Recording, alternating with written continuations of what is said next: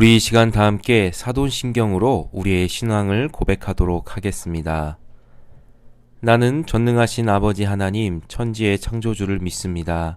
나는 그의 유일하신 아들 우리 주 예수 그리스도를 믿습니다.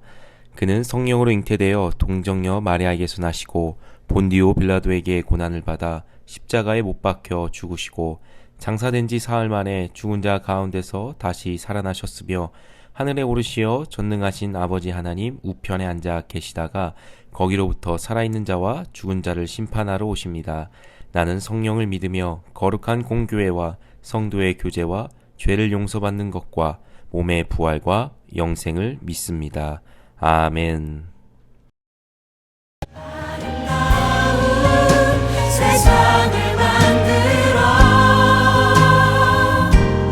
너희에게 전해줄 것. 비대면 언택트 시대의 하나님과 대면하는 예배자. 요즘 시간이 참 빠르다는 걸 느낀다. 중국 우한에서 시작된 코로나19 확진자가 우리나라에서 발생한 지도 어느덧 1년이라는 시간이 지났고 내가 온누리교회로 온 지도 벌써 2달이 흘렀다. 아직은 모든 것이 어색하고 생소하기만 하다. 하지만 한 걸음 한 걸음 그렇게 익숙해져 가고 있다고 나는 믿는다. 참고로 원래 적응력이 거북이 걸음처럼 느린 편이다.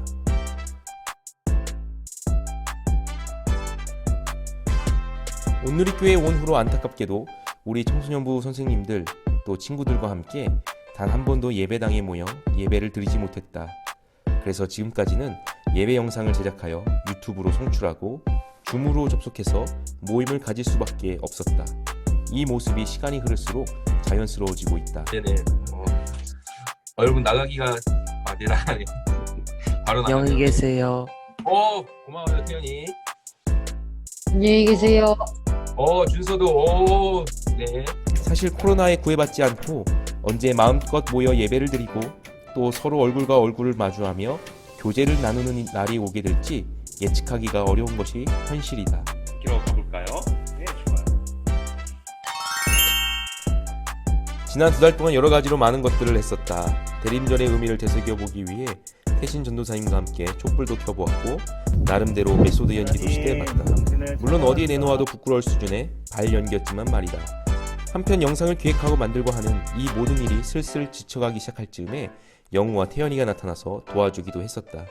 우리는 코로나19를 잘 극복해보자는 의미로 종이컵 2,000개를 쌓아 올려 코로나 장벽을 만들어 보기도 했다.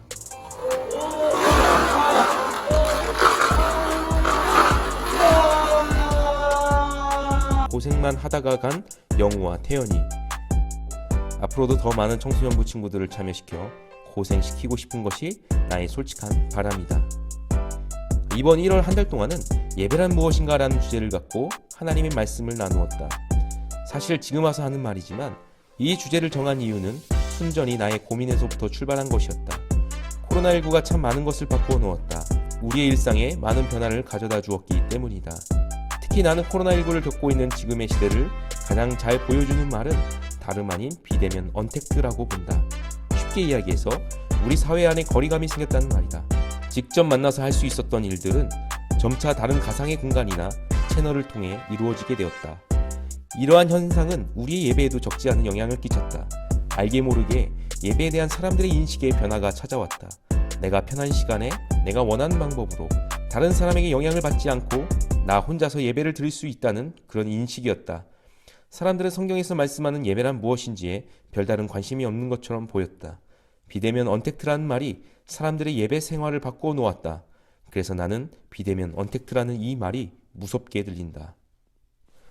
부끄럽게도 나조차도 어느 순간 막연하게 내가 편한 시간에 내 마음대로 참여한 온라인 예배에 만족하고 있는 모습을 발견하게 되었다.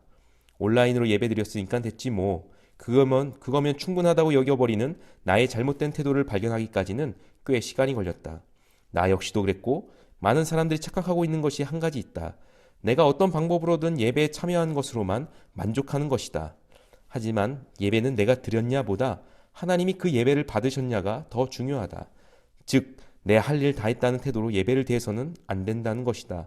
다시 한번 말하지만 내가 바로 그런 사람이었다. 이후로 나는 깊이 고민해보지 않을 수가 없게 되었다.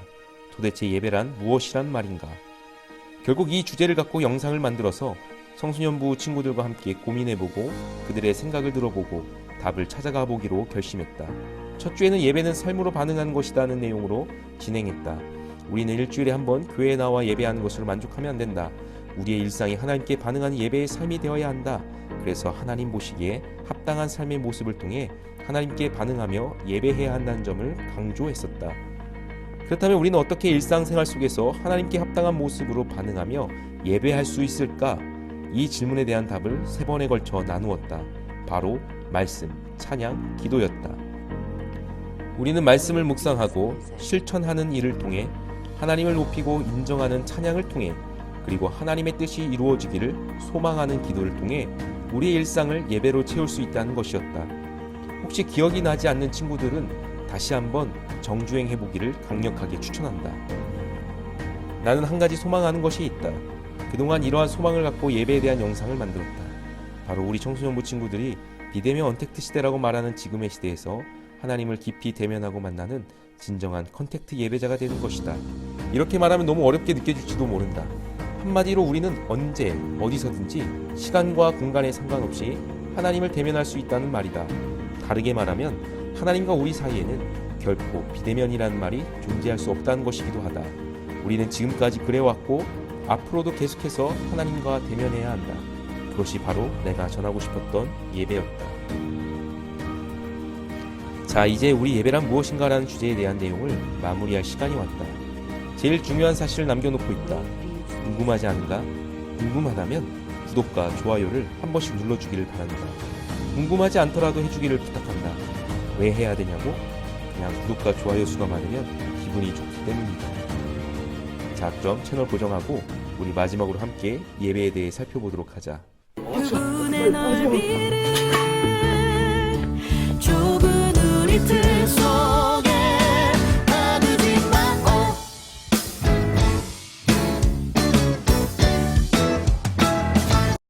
하나님이 찾으시는 예배자가 있습니다.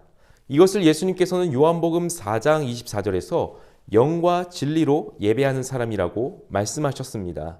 저는 여러분들이 바로 그런 예배자가 되기를 소원합니다.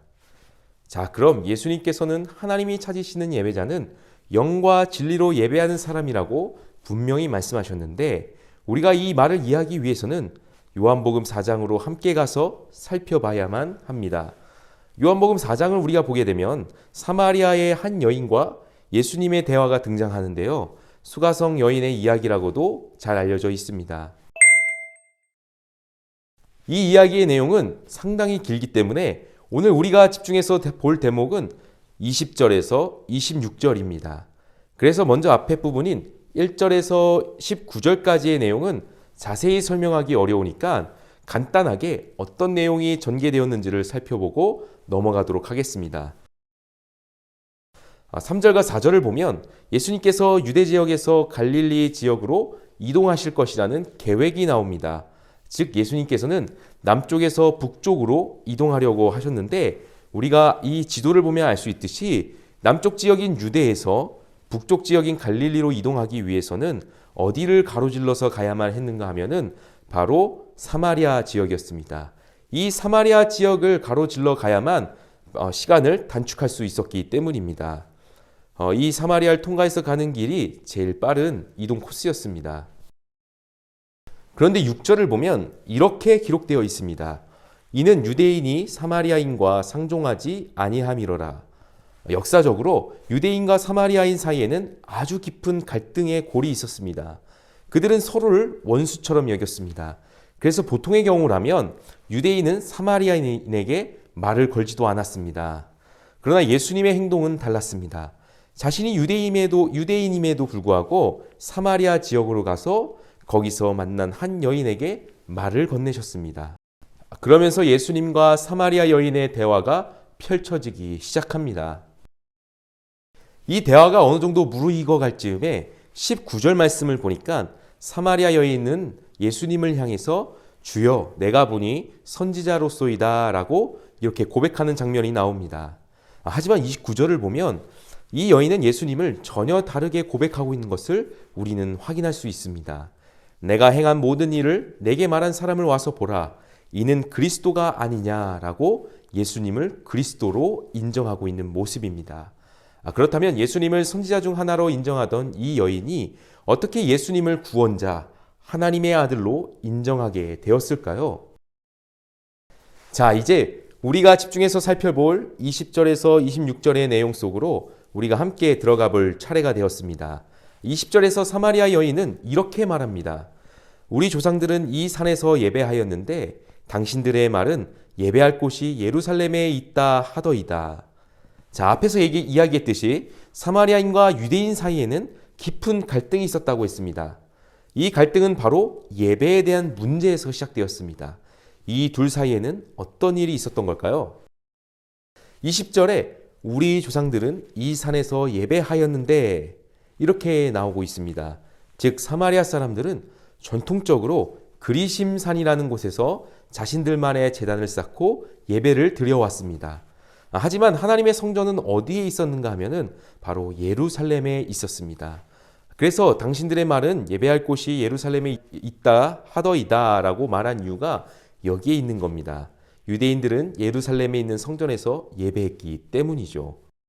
사마리아인들과 유대인들, 이 두 부류의 사람들은 서로 다른 장소에서 하나님을 예배했다는 차이점을 우리는 발견할 수 있지만 반대로 한 가지 공통점도 있습니다. 무엇이었을까요? 네, 맞습니다. 서로 자신들의 장소가 하나님께 예배할 수 있는 특정한 곳이라고, 특별한 곳이라고 여겼다는 점입니다. 그렇기 때문에 예수님께서는 21절에서 이러한 모습에 대해 이렇게 말씀하십니다. 여자여 내 말을 믿으라. 이 산에서도 말고 예루살렘에서도 말고 너희가 아버지께 예배할 때가 이르리라. 여기에는 아주 중요한 의미가 있습니다. 하나님을 예배한다는 건 어떤 특정한 공간이나 특별한 장소에서만 가능하지 않다는 사실입니다. 사마리아인들, 유대인들, 이들은 모두 자신들이 예배하는 특정한 공간만을 마치 신성하게 여겼습니다. 여기서 신성하게 여겼다는 말은 쉽게 풀어서 말하면 여기가 진짜 하나님을 예배하는 장소야 라고 잘못 생각했다라는 겁니다. 그러나 예수님께서 하신 말씀의 의미는 하나님은 어떤 특정한 공간에 갇혀 있는 분이 아니라는 겁니다. 사람들은 저 산에서 혹은 저 성전에서 예배해야 한다고 말하지만 예수님은 전혀 다르게 말씀하셨습니다. 무엇이라고 말씀하셨을까요? 우리 23절과 24절 말씀을 함께 보도록 하겠습니다. 아버지께 참되게 예배하는 자들은 영과 진리로 예배할 때가 오나니 곧 이때라. 아버지께서는 자기에게 이렇게 예배하는 자들을 찾으시느니라. 하나님은 영이시니 예배하는 자가 영과 진리로 예배할지니라. 예수님은 참된 예배가 있다는 사실과 그리고 하나님은 그렇게 참되게 예배하는 자들을 찾고 계시다는 것을 말씀하셨습니다. 바로 영과 진리로 하나님을 예배하는 사람입니다. 여러분, 하나님은 영이시며 진리이신 분입니다. 여기서 하나님은 영이시다라는 말씀의 의미는 하나님은 우리 인간이 만들어 놓은 특정한 공간에 담아둘 수 없는 분이시며 시간과 공간을 초월하여 어디에나 계실 수 있는 전능하신 분이라는 말입니다. 즉, 저기로 가야만 하나님이 있다? 아닙니다. 하나님은 지금 여기에도 계시며 이 세상 어느 곳에서도 존재하시는 전능하신 하나님이십니다. 자, 두 번째로 하나님은 진리이시다라는 말의 뜻은 이렇게 한번 생각해 보면 좋을 것 같습니다. 여러분, 진리는 영원히 변하지 않는 것을 말합니다. 변하는 것은 결코 진리가 될 수 없기 때문입니다. 반면에 하나님은 영원히 변하지 않는 분이십니다. 그 영원히 변하지 않는 하나님께서 진리를 우리 가운데 보여주셨습니다. 무엇이죠? 바로 말씀입니다. 요한복음 4장으로부터 우리 앞으로 가서 1장 1절에서 3절 말씀을 보게 되면 이렇게 기록되어 있습니다. 태초에 말씀이 계시니라. 이 말씀이 하나님과 함께 계셨으니 이 말씀은 곧 하나님이시니라. 그가 태초에 하나님과 함께 계셨고 만물이 그로 말미암아 지은 바 되었으니 지은 것이 하나도 그가 없이는 된 것이 없느니라. 이를 통해서 우리는 하나님은 바로 진리의 말씀이라는 사실을 알 수 있습니다. 많은 사람들은 묻습니다. 도대체 진리가 무엇이냐고, 이 세상에 변하지 않는 단 하나의 진리가 무엇인지 알기 위해서 사람들은 발버둥을 치기도 합니다. 그런데 성경은 우리에게 말씀합니다. 이 세상에 변하지 않는 단 하나의 진리, 그것은 바로 하나님이시다. 그리고 그분의 말씀이다. 무엇보다 그 진리의 말씀이 우리에게 나타났습니다. 어떻게? 인간의 모습을 입고 우리 가운데 나타나셨습니다. 밑으로 내려가서 14절을 보면 말씀이 육신이 되어 우리 가운데 거하심에 우리가 그의 영광을 보니 아버지의 독생자의 영광이요 은혜와 진리가 충만하더라 라고 기록되어 있기 때문입니다. 그렇습니다. 우리가 믿는 예수 그리스도가 바로 인간의 모습으로 우리 가운데 나타나신 진리입니다. 그래서 메시아 곧 그리스도라 하는 이가 오실 줄을 내가 아노니 그가 오시면 모든 것을 우리에게 알려주시리다 라고 이렇게 말하는 사마리아 여인을 향해서 예수님께서는 이렇게 말씀하신 겁니다. 내게 말하는 내가 그라 하시니라. 자, 이쯤 되면 정리가 필요할 것 같습니다. 너무 많은 이야기들을 해왔죠? 이제 좀 정리를 해볼게요. 자, 하나님께서 찾으시는 참된 예배가 있습니다. 그 예배는 사람들이 만든 어떤 특정한 공간이나 특별한 장소가 아닙니다. 왜냐하면 하나님은 어떤 공간에 가둬둘 수 없는 분이시기 때문입니다. 그렇다면 참된 예배란 무엇인가요? 바로 예수님께서 말씀하신 대로 영과 진리로 예배하는 겁니다. 첫째, 영으로 예배한다는 것은 어떻게 이해하는가? 하나님은 지금 이곳에서도 예배할 수 있는 분이라는 이해에서 시작됩니다. 하나님은 시간과 공간을 초월하는 영이시기 때문에 지금 여기에도 계시며 그렇기 때문에 어느 곳에서도 예배할 수 있는 분입니다. 둘째, 진리로 예배한다는 것은 변하지 않는 단 하나의 진리, 바로 하나님의 말씀이시며 우리 가운데 나타나신 예수 그리스도를 통해 예배하는 겁니다. 왜냐하면 예수 그리스도는 단 하나의 진리인 하나님의 말씀이 인간의 몸을 입고 우리에게 나타난 하나님의 아들이시기 때문입니다. 우리의 구원자이시기 때문입니다. 그러므로 여러분 꼭 기억하기를 바랍니다. 영과 진리이신 하나님을 향한 예배는 우리의 일상생활 속에서도 계속되어야만 합니다. 그리고 무엇보다 예배의 주인은 하나님이십니다. 결코 사람이 아닙니다. 사마리아인들과 유대인들은 예배의 주인을 하나님으로 모시지 않았기 때문에 자신들만의 장소를 신성하게 여기는 그런 오류를 범하게 되었습니다. 하나님을 특정한 공간에 가두어 두려고 했던 것이었습니다. 하지만 우리는 하나님을 우리 예배의 주인으로 모시고 날마다 우리의 일상생활 가운데서 예배해야 합니다. 말씀을 묵상하는 일을 통해서든 찬양과 기도를 통해서든 하나님 앞에 함께 반응하며 예배해야만 하는 겁니다. 그리고 영과 진리이신 하나님은 우리의 일상 가운데로 찾아와 주셔서 우리를 만나 주시고 우리와 항상 함께 하실 것입니다. 그리고 영과 진리이신 하나님은 우리의 일상생활 가운데로 찾아오셔서 우리를 만나 주시고 우리와 항상 함께 하실 것이라는 사실을 여러분 꼭 기억했으면 좋겠습니다. 여러분이 예배하는 자리 그 가운데 하나님만이 주인 되어 주실 뿐만 아니라 여러분의 일상의 구석구석을 하나님께서 만져주시고 보살펴 주시기를 진심으로 축복합니다. 우리 정말로 하나님이 찾으시는 그런 예배자로 살아갑시다. 비대면 언택트 시대라고 말하는 지금의 시대 가운데서 우리는 늘 항상 하나님과 대면하는 그런 예배자로 살아가기를 간절히 원합니다.